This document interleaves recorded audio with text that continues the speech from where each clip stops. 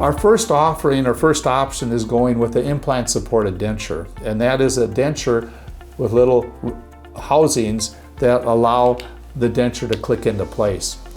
Our next thing is to start losing more of the palate.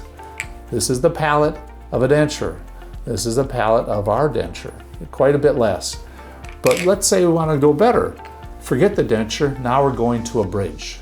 And this would be the bridge, this would be your denture.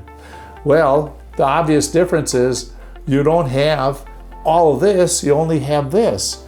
With this fixed on 6, this has O-rings in it, just like your denture did, but this can be stronger because it's ceramic as opposed to plastic.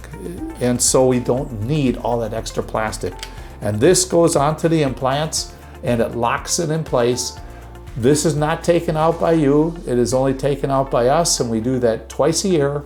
Once to clean your implants and clean your teeth, and then replace those O-rings because the O-rings wear out. So we do that service twice a year. This doesn't come out, only I take this out.